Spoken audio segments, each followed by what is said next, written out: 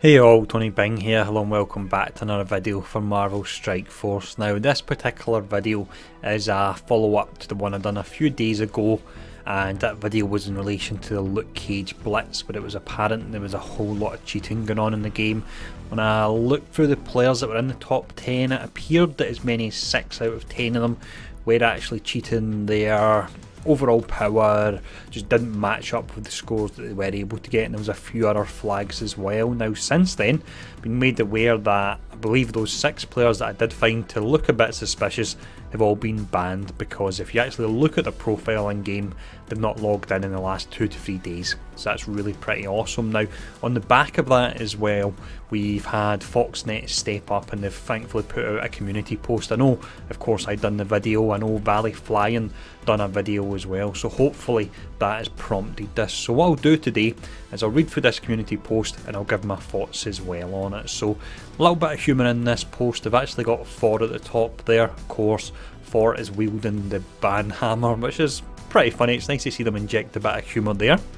Now if we start with this, as many of you know, there are those who seek to damage the integrity of this game by cheating.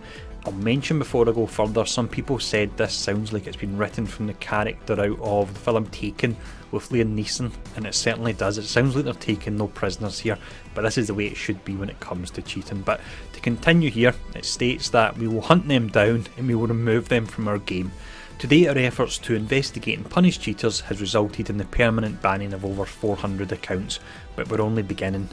In this blog post, we'd like to update you on our continuing efforts. So first and foremost, we take the integrity of the game seriously and want to clearly state that we have a zero tolerance policy towards cheating. That's really good. I did see some players that were concerned that players that maybe spend a bit more in the game, whales and so on, were above the ban hammer, but as far as we're aware that's not the case, and if any whales are cheating they will be banned as well. So also in the more formative weeks immediately following our launch, we issued one set of warnings to alliances suspected of taking advantage of raid exploits before we could definitely prove they were doing so. But that loophole has since been closed, and any and every instance of verified cheating has since resulted in permanent ban. Good stuff. States that there are no exceptions, which there shouldn't be any exceptions there. If you are cheating, we will find you and we will kill you. No, sorry, that's you will be banned, period. Loving this so far anyway. So with the release of version 2.1, we made additional improvements to our automatic cheat detection. We know they weren't enough, but they do expand on this. So as this process is new, we're actively verifying the results with dedicated staff, so that's good, so we don't have any false flags here. Also, we've begun a process that we covered a bit in a previous blog that handles the user reports we get through our ticket system. The community outreach has been tremendous, and while we've worked through a lot of tickets, there's still more we need to sort through, so we ask for your patience while we get caught up. Rest assured we will investigate every report you send in with no exceptions, so that's good as well. Now next up here, it's stating, we understand that many of you are eager to know the specifics of our verification process. This is something that the particular job I'm in, I'm not going to state what it is, but the job I'm in, I know that you wouldn't give specifics of security processes. It doesn't make sense. It makes it easier for the hackers to actually then circumvent them. So they go on to say how we identify possible cheaters and how we go about verifying that they are really breaking the rules. We hope you understand that. In the interest of preserving our anti-cheating systems, these specifics are not something we can talk about. That makes complete sense. If we spell out how we detect cheaters, they will then be better equipped to abuse the process. And while we can't offer specifics, we can set some expectations. We are methodical and verify every account before banning. Do not expect auto or instant bans, and be aware even if you suspect someone of cheating and report them, it may take some time for us to run through our verification process and take the appropriate actions. There has to be one set of rules for everybody. We know that being vague here isn't ideal. I personally understand it, and then it mentions it, but it's one area where we must be protective. Next up, they say that our focus going forward will be prevention. That's what we really need here.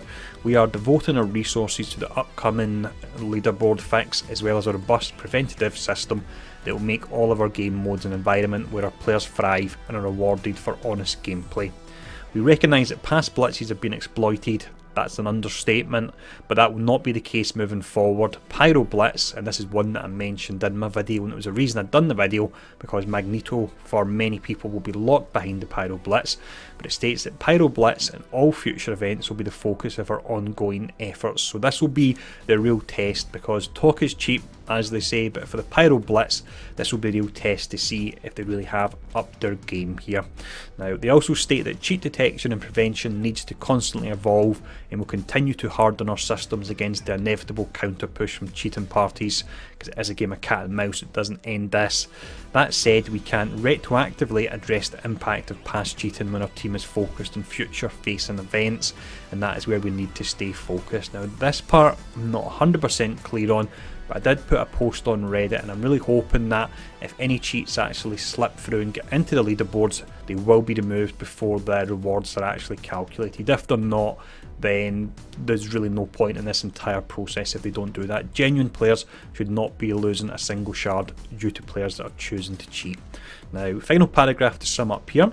And while catching cheaters can feel like a game of cat and mouse, we will not stop until we have solutions in place that will satisfy all of us. This won't happen overnight, but it will be ongoing. We promise to have another blog post out in the coming weeks to update you on our progress of removing cheaters from the leaderboards. And then finally, we're gamers too. We play, we raid, and we blitz, and we all agree cheaters are the scum of the earth. No, sorry, cheaters have no place in our game. So that all sounds good, but as I mentioned a moment ago, talk is cheap, and until we actually see action, then I'm kind of holding back a little bit here. But again, I'll give them the benefit of the doubt, and they've come out with a very strongly worded statement, so fingers crossed they will follow through in this, and the real test will be the Pyro Blitz.